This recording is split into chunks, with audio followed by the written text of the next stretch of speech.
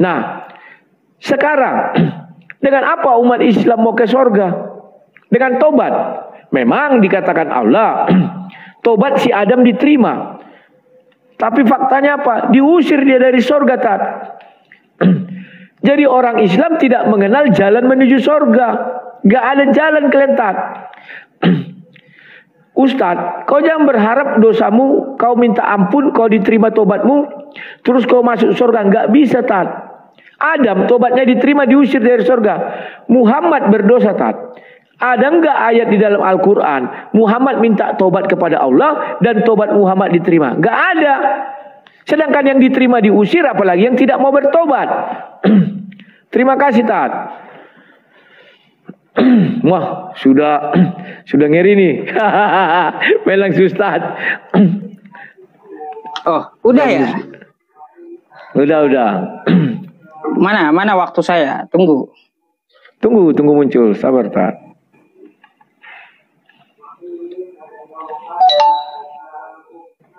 Dah, pencet. Aku sambut di sini. Ya, silakan. Ntar, ini bising. Baik, Bang Rudi. Yang pertama-tama yang saya catat ya, Bang Rudi mengaitkan pula dengan Yunus dengan Yesus. Yunus katanya tidak mati di dalam perut ikan. Terus Yesus itu mati, Bang Rudi. Keok dia di tiang salib. Jadi nggak bisa disematkan dengan nubuatan Yunus. Ya, di situ pun artinya ya saya bingung juga. Apakah Yesus berdusta jadinya? Katanya kan sama dengan Yunus. Tapi kok Yesus katanya mati di tiang salib? Atau jangan-jangan Yesusnya nggak mati nih? Ya, nggak mati mungkin Yesus. Artinya dia tidak menebus dosa, Bang Rudi. Terus yang bikin saya heran tadi atas pernyataan Bang Rudi, katanya Yesus itu bernyawa. Nyawa itu ada yang mencabut. Lalu Yesus menyerahkan dirinya. Ini jadi pertanyaan saya ya, Bang Rudi. Catat tuh, siapa yang mencabut nyawa Yesus? Coba tuh, catat dulu. Siapa yang mencabut nyawa Yesus atas pernyataan Bang Rudi? Apakah iblis yang mencabut gitu? Karena iblis bapak dari segala dosa. Nah, siapa yang mencabut nyawa dari Yesus? Itu yang Bang Rudi perlu jawab, catat itu. Saya pengen tahu siapa yang mencabut nyawa Yesus di tiang salib. Nah, terus itu bantahan saya ya tentang masalah apa yang dikatakan oleh Bang Rudi tadi. Masalah Yunus dengan Yesus sudah. Siapa yang mencabut nyawa Yesus itu saya pertanyakan kepada Bang Rudi. Nah, terus apalagi ya, penyampaian Bang Rudi tadi sangat banyak sebenarnya untuk masalah dosa ini. Masalah Bang Rudi tadi menyampaikan, sumber dosa itu dari iblis. Saya bertanya kepada Bang Rudi sebenarnya tadi itu nggak dijawab. Yesus mati di tiang salib itu dia menebus dosanya kepada siapa gitu loh. Itu belum dijawab Bang Rudi. Ini dari catatan saya ya. Dari catatan saya, Yesus mati di tiang salib itu menebus dosanya kepada siapa? Terus masalah iblis pula nih, yang bikin saya heran dari penjabaran Bang Rudi tadi. Kata Bang Rudi, iblis itu bukan makhluk. Lalu apa Bang Rudi? Tuhan gitu. Ini kocak juga ini. Katanya malaikat bukan makhluk. Berarti apa? Tuhan juga malaikat. Dua hal ini kok bikin saya tambah bingung loh Bang Rudi.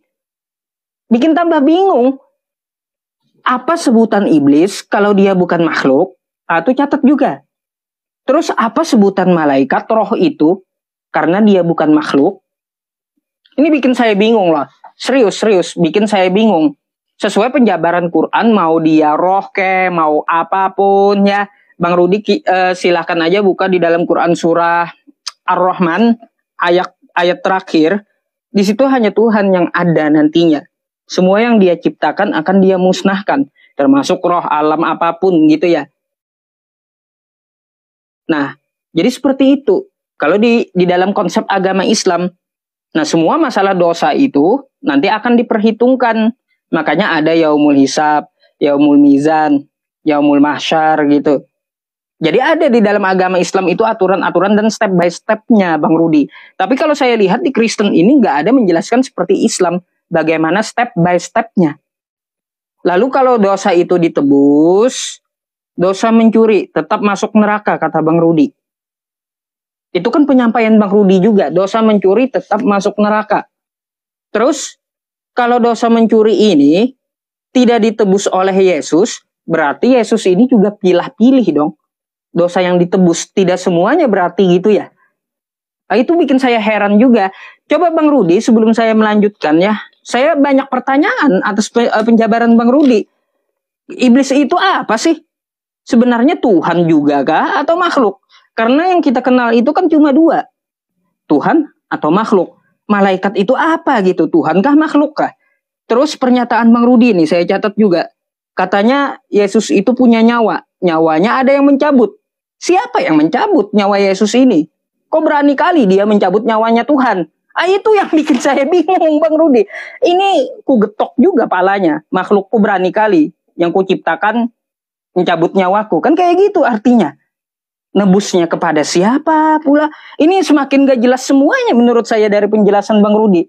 Coba Bang Rudi 5 menit ini tolong jabarkan dulu apa yang saya pertanyakan tadi. Biar saya paham gitu. Coba tolong silakan dilanjut dulu.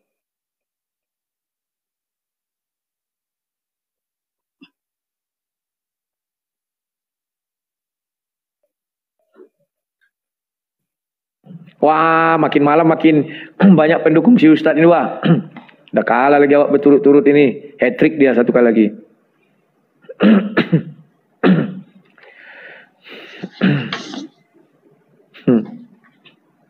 Oke, terima kasih. Terima ya. tuh. Tat. Ya, sudah. Izin dulu aku, Tat. Aku nggak ngerti. Kau mendengar nggak ucapanku, Tat? Sudah aku bilang tak ada yang mencabut nyawa Yesus. Aku memberikan nyawaku untuk menerimanya kembali. Tak seorang pun mengambilnya daripadaku. Kok jadi di Bali aku mengatakan Yesus dicabut nyawanya? Mana ada aku bilang, Tat? Baru yang kedua, Tat. Ustaz juga mengatakan bahwa dosa mencuri tetap masuk neraka. Tidak ada juga aku bilang itu. Kita belum bicara dosa itu. Ya. Kalau dosa yang tidak terampuni itu yakni menghujat Roh Kudus. Ya. Kalau dosa yang 10 perintah Tuhan masih bisa diampuni, Tat. Nah, itu maksudnya. Maut di dalam di ajaran Kristen ada 2. Maut tingkat pertama itulah kematian. Maut kedua itulah neraka, Tat. Pahami dulu, Tat. Jangan terbalik-balik, Tat, ya. Kemudian Ustadz melihatnya dari sudut pandang Islam. Ya nggak masuk lah. Dalam Islam itu hanya ada 2. Pencipta dan makhluk. Makhluk itu adalah segala sesuatu yang diciptakan Allah.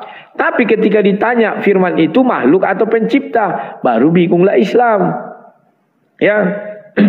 Di dalam ajaran kami, Tat, makhluk itu hanya makhluk hidup, titik. Jadi bagaimana dengan malaikat dengan iblis? Dia roh. Roh ya roh. Makhluk itu hanya di bumi.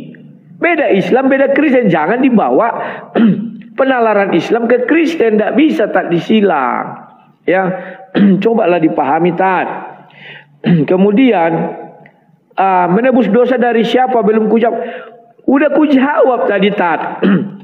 Dirimu saja yang tidak menyimak. Kan sudah kujelaskan tadi. Di Kejadian 3 ayat 14, kami ini adalah makanan iblis, si debu tanah tertua. Sudah. Debu tanah tertua ini makanan si iblis.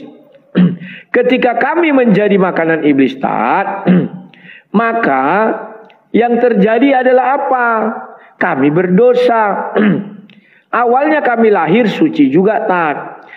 Setelah dalam perjalanannya kami punya dosa perbuatan. Nah, dosa perbuatan kami inilah yang bagaimana caranya mau mengampuninya. Kami bekerja keras, berbuat kebaikan. Tapi apakah kami sukses? Gak sukses, Tat. Kami tetap tergadai di dalam kepada iblis, yakni dengan kematian. Paham ya, Tat ya? Nah, dari ajaran Islam, Tat, kalian berdosa dengan apa mau dimasukkan ke sorga? Oh, dengan minta ampun. Oke. Al-Quran menuliskan si Adam itu tobatnya diterima, tidak ditolak. Tapi apa yang terjadi dengan Adam? Dia diusir dari surga, Tat. Bagaimana dengan Nabi Muhammad? Nabi Muhammad sudah saya baca Al-Quran, tidak ada sekalipun dia bertobat. Dan tidak ada sekalipun Allah mengatakan tobatnya diterima. Sedangkan yang diterima diusir. Apalagi yang gak diterima, Tat. Apalagi yang gak bertobat. Maka carikan saya ayat di mana dikatakan Muhammad bertobat. Tobatnya diterima. Sampai kiamat kau gak dapat, Tat. Paling kau bilang bahwa Nabi itu yang maksum. Baca ayatnya itu. Bukan bicara tentang hari itu, tapi yang akan datang. Artinya belum diampuni dosanya. Bahasa Arabnya baca. Aku nggak pandai bahasa Arab sih. Ya, Tat? Jadi, Tat, Islam justru memperjelas dosa waris itu ada. Di surat 7 ayat 25. Zolim di surat 7 bukan 27, surat 7 ayat 25, surat 7 ayat 19 mulailah Allah berfirman tentang zolim. Surat 7 ayat 23 mulailah si Adam zolim. Karena si Adam zolim maka Ustadz mengenal zolim. Itulah dosa yang diwariskan si Adam. Paham gak, Tat? Dosa mula-mula namanya zolim. Dan diwariskan sampai anak cucu Ustadz nanti sampai dunia terkiamat. Zolim ada terus. Dan diberi ganjaran apa? Mati. Surat 7 ayat 25. Terima kasih, Tat. Kita sampai 1,5 jam ya, Tat ya.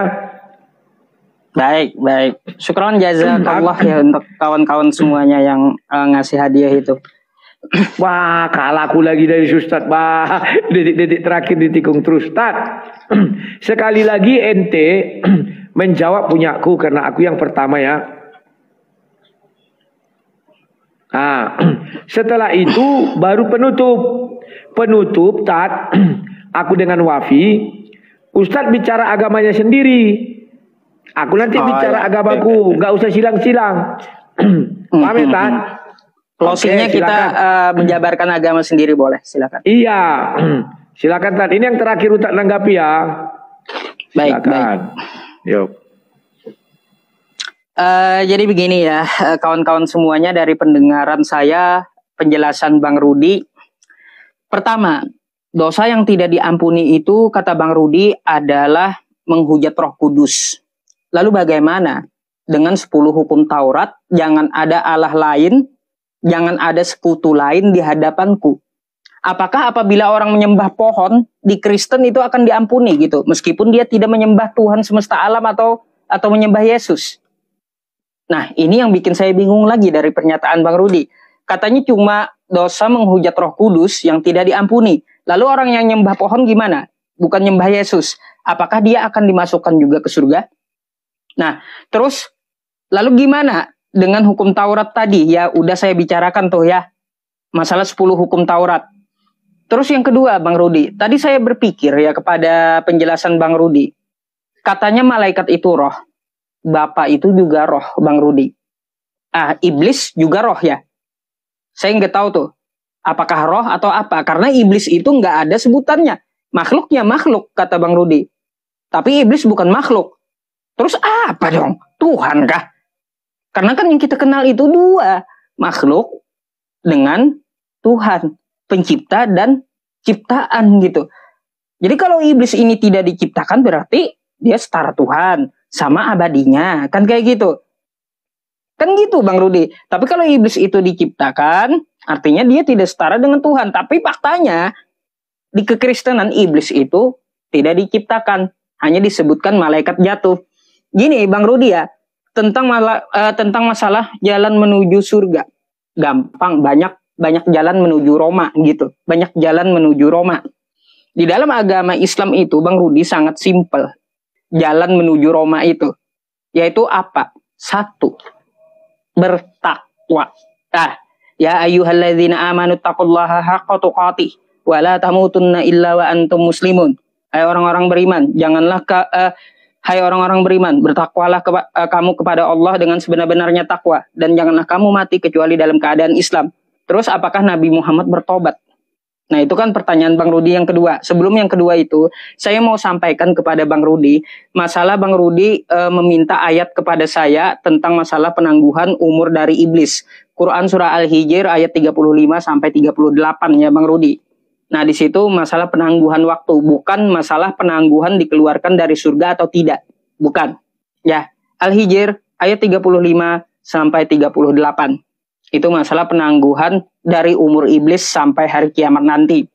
Nah, terus Rasulullah Shallallahu Alaihi Wasallam juga Nabi kami menyatakan seseorang itu masuk surga bukan karena amalnya, tapi karena rahmat dari Allah Subhanahu Wa Taala.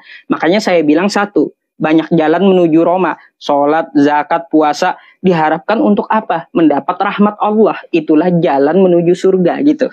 Simple kan Bang Rudi? Beres gitu. Sangat mudah di dalam agama Islam itu. Terus apakah Nabi Muhammad SAW bertobat? Jelas Nabi Muhammad itu sebagai penyampai dari Al-Quran. Ya ayyuhalladzina amanu tubu ilallahi taubatan nasuha. Asa rabbukum ayyukafir ankum sayyiatikum wa yudkhilakum jannatin tajri min tahtihal anhar. Jelas di situ Nabi Muhammad saja orang beriman diserukan kepada seluruh manusia termasuk Nabi kami untuk bertobat. Makanya Nabi kami itu membaca istighfar setiap harinya Bang Rudi. Astagfirullahaladzim, astagfirullahaladzim, astagfirullahaladzim. Itu diulangi setiap harinya oleh Nabi kami. Dengan cara itu tobatnya. Ya Allah ampunilah dosaku, maka diterima. Gampang gitu. Ada di hadis Nabi kami. Ya. Jadi untuk masalah ini Bang Rudi ya, sebelum penutup, saya pengen minta jawaban dari Bang Rudi ya. Masalah menghujat Roh Kudus dengan 10 hukum Taurat tadi gimana? Kalau ada orang nyembah pohon, apakah dia diampuni ya? Terus malaikat itu roh kata Bang Rudi. Padahal kan Tuhan Bang Rudi juga roh. Iblis juga roh tuh. Ya. Itu gimana cara membedakannya? Jangan-jangan disembah itu adalah iblis pula. Karena kita nggak bisa membedakan roh. Roh itu suatu yang gaib kan kayak gitu. Coba Bang Rudi dijabarkan tentang masalah itu. Ya ikhwah semuanya kita dengarkan saja ya. Atas pertanyaan saya ini kepada Bang Rudi. Karena ini sesi terakhir sebelum saya closing gitu. Nah, silakan Bang Rudi.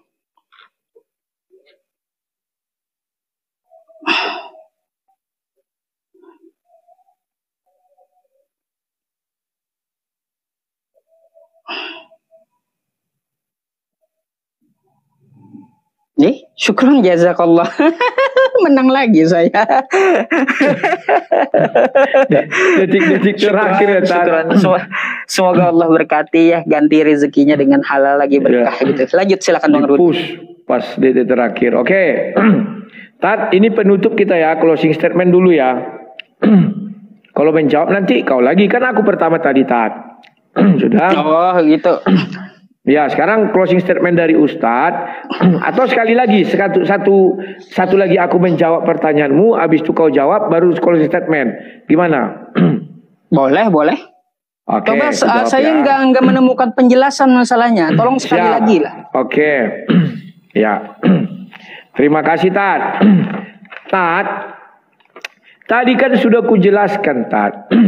Jangan gunakan kata kita.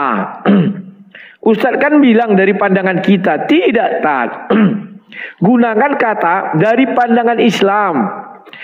Bahwa yang hanya ada dua, Allah Maha Pencipta dengan makhluk, yakni segala sesuatu yang diciptakan.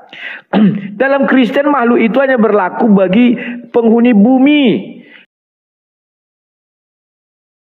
Dan itu ada makhluk hidup yang namanya manusia, tumbuhan, dan hewan. Paham ya Tat? Bagaimana dengan dengan iblis? Mereka adalah roh.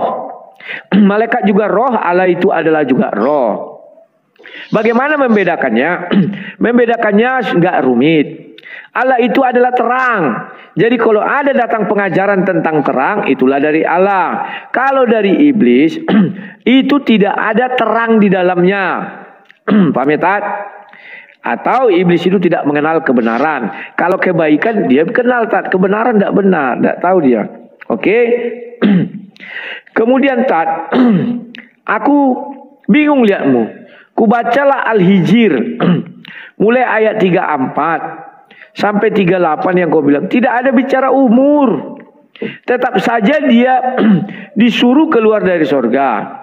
Kubaca Al-Hijr ayat 34. Dia Allah berfirman, kalau begitu keluarlah dari sorga karena sesungguhnya kamu terkutuk. Udah. Kita baca ayat 35. Dan sesungguhnya kutukan itu tetap menimpamu sampai hari kiamat. Ya, kutukannya apa kita nggak tahu. Terus apa kata iblis? Dibilang gini, iblis berkata, ya Tuanku, kalau begitu maka berilah penangguhan kepadaku sampai hari manusia dibangkitkan. Jadi kutukan itu belum terjadi kepada iblis karena ditangguhkan Allah sampai nanti manusia dibangkitkan baru iblis terkutuk. Tidak bicara umur, Tat. Maaf ya, Tat. Makanya saya curiga, kenapa di dalam ajaran Islam Allah tidak pernah menampakkan diri. Dan kamu bilang iblis itu tempatnya di atas air. Baca Al-Quran, arsy itu tempatnya juga di atas air. Jangan-jangan sudah dikudeta iblis, Tat. Ya. Al-Quran dengan jelas mengatakan arsy itu dulu Allah itu bertahta di atas air. Tiba-tiba kau bilang iblis di atas air. Gak ngerti aku, Tat. Dari mana kau dapat keterangan itu? Ya. Jadi, Tat, itulah sebabnya hadiah daripada surga Muslim Islam itu kalau dilihat dari akal waras itu nggak cocok lagi dengan surganya Tuhan. Takutnya saya sudah dikudeta surgamu, Tat. Karena iblis ditangguhkan. Nah, kemudian mengenai Nabi Muhammad. Saya tidak lihat di situ dikatakan dia bertobat di Al-Quran dan tobatnya diterima. Nggak ada, Tat. Bantu saya surah berapa? Sama seperti Adam. Berilah kami beberapa kalimat, maka Allah memberi beberapa kalimat dan tobatnya diterima. Mana di Al-Quran Muhammad diberi beberapa kalimat dan tobatnya diterima? Enggak ada, Tat. Kalau diterima, Tat, itu pun akan diusir dari sorga. Kenapa? Contohnya sudah ada siapa? Adam, tobatnya diterima, diusir. Kalau enggak diterima, sedangkan diterima diusir, apalagi yang tidak diterima. Terus Ustaz bicara, banyak jalan menuju sorga. Enggak ada jalan kalian, Tat. Apa kau lebih hebat dari Adam? Kan tidak. Apa kau lebih hebat dari Muhammad? Juga tidak, Tat. Setengah mati kau melaksanakan seluruh ibadahmu, Tat. Belum ada jaminan kau masuk surga. Kenapa? Adam saja yang tobatnya diterima malah diusir. Lah kau, Tat. Banting tulang kau puasa, banting tulang kau sholat 5 waktu, banting tulang kau baca Arab dan segala macamnya. Tidak ada jaminan kau ke surga. Kalau janji ada. Lah, kalau janji saya pun bisa menjanjikan, Tat. Jaminan belum ada. Karena Adam diterima tobatnya malah diusir. Itu ada tertulis, bukan karanganku. Lah kau, Tat, namamu tidak tertulis di kitab suci. Pasti diusir nanti kau, Tat. Sedangkan yang tertulis saja diusir. Apalagi yang tidak tertulis. Mak, ditikung terus aku ya detik-detik terakhir. Wah, pintar dia. Tim si Ustaz ditunggunya terakhir, langsung dikirimnya tuh. Gak apa-apa. Silakan, Tat. Jawab ya, habis itu nanti kita closing statement. Dirimu duluan. Jadi dirimu 5 menit dulu, habis itu 2,5 menit aja, nggak usah panjang-panjang, Tat. Habis itu yang 2,5 menit lagi aku. Oke? Ya, silakan, Tat.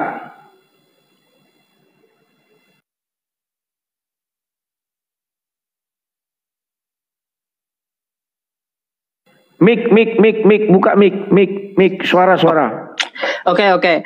Jadi saya mau jelaskan dulu tentang masalah Quran surah Al-Hijr ya, yang ditangguhkan itu adalah umur. Coba baca Quran surah Al-Hijr tersebut di ayat 38-nya. Ila yaumil qiyamah, di situ. Kata yaum itu menunjukkan waktu, Bang Rudi ya. Tuh. Jadi iblis itu ditangguhkan umurnya, masalah waktu dari umurnya. Bukan ditangguhkan keluar atau tidaknya dari sorga. Quran surah Al-Hijr ayat 38-nya ya, ila yaumil waqtil qiyamah. Jadi kata yauma itu adalah menunjukkan waktu ya, bukan tempat. Jadi seperti itu Bang Rudi. Untuk masalah Nabi Muhammad SAW, ya Nabi kami di dalam hadis riwayat Bukhari kalau nggak salah, beliau ya bertobat itu 70 kali sehari. Makanya kan saya bilang tadi mengatakan, jadi saya bilang tadi Nabi kami itu bertobat 70 kali lebih sehari. Kalau nggak salah hadis riwayat Bukhari atau Muslim, antara dua gitu ya. Saya lupa nomor hadisnya. Nah di situ Nabi kami bertobat dengan mengucapkan istighfar setiap harinya. Sangat gampang untuk masalah itu Bang Rudi. Terus masalah framing Bang Rudi. Iblis katanya juga singgasananya itu adalah di atas air. Itu kan konteksnya di dunia yang disebutkan oleh Nabi kami. Ya. Nah kalau untuk masalah di Arsy itu bukan cuma air ya. Itu adalah tempat dari ciptaan Allah Subhanahu wa Ta'ala. Itu Arsy. Bukan cuma air. Jadi jangan memframing bahwa dikudeta oleh iblis. Beda masalahnya ya. Tempatnya aja beda. Yang dimaksudkan adalah si jin, yaitu tempat yang paling buruk untuk iblis.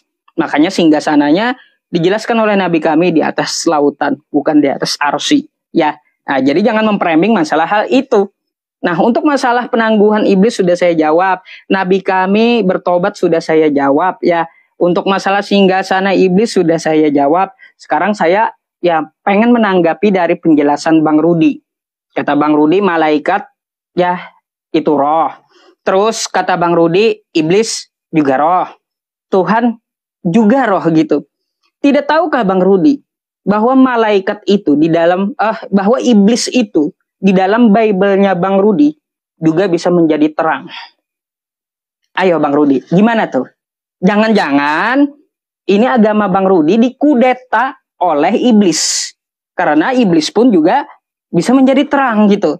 Contohnya kan ketika Paulus bertemu dengan Yesus. Kan katanya seperti itu. Lalu Paulus itu melihat cahaya terang.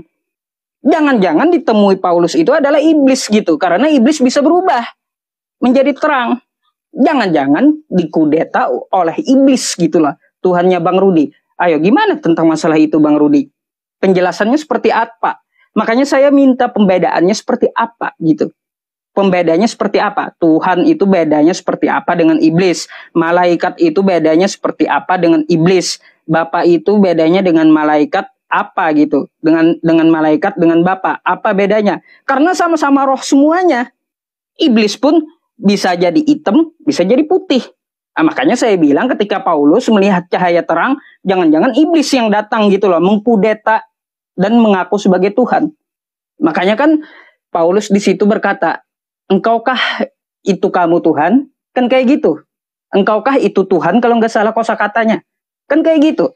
Jangan-jangan yang datang iblis.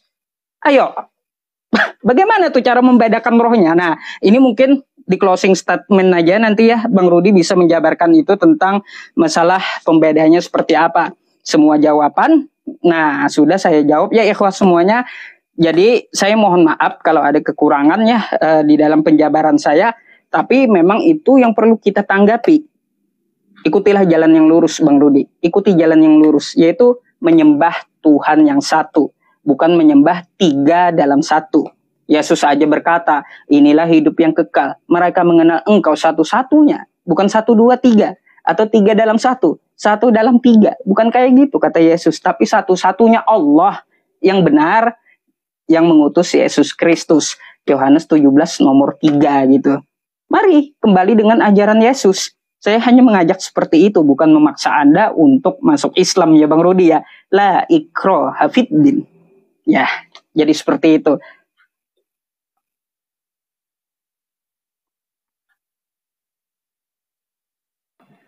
Ya, oke Tat. Mau kalau telah aku 2206 kali dia menang. Kacau nih. Ya, silakan. Karena sudah jam 22 penutup dari dirimu. Oh gini aja 5 menit aja kita penutup ya. Tat. Ya 5 menit aja Bang Rudi 5 menit. Silakan. Saya 5 menit meskipun saya duluan, saya tetap akan menghormati sampai acaranya selesai gitu ya. Iya. Dan ya, jadi perjanjiannya kita tidak boleh nyebrang ya. Bicara, ya silakan. Ya, tidak boleh nyebrang.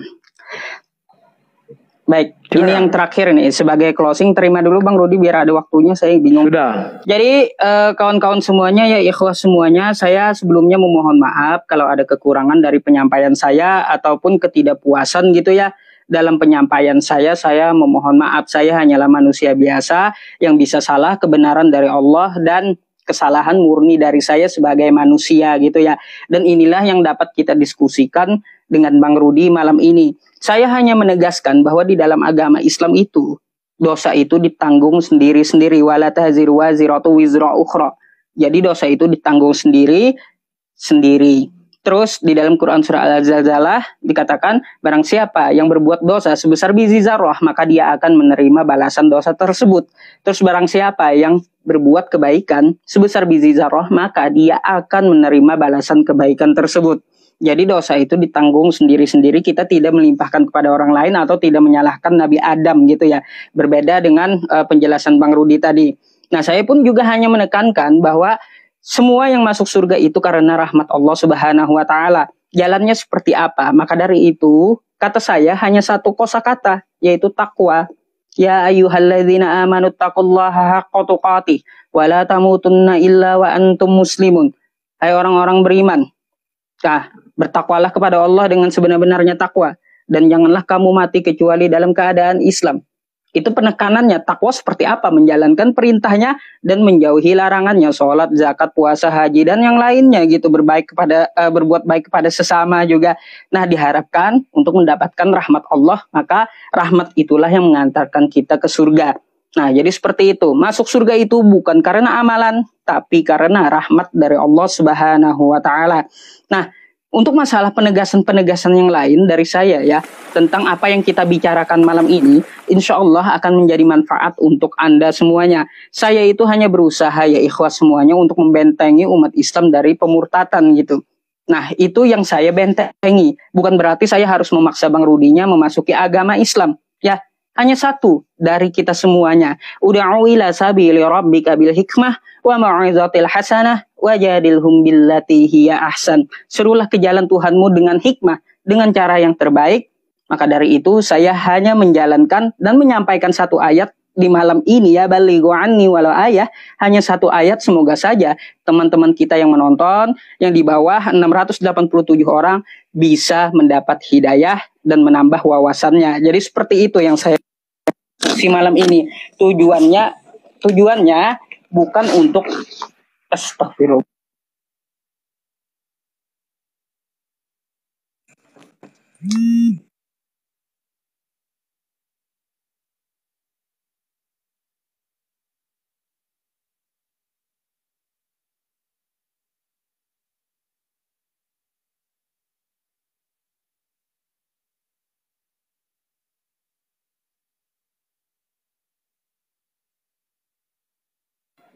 Tat, kenapa kok Tat?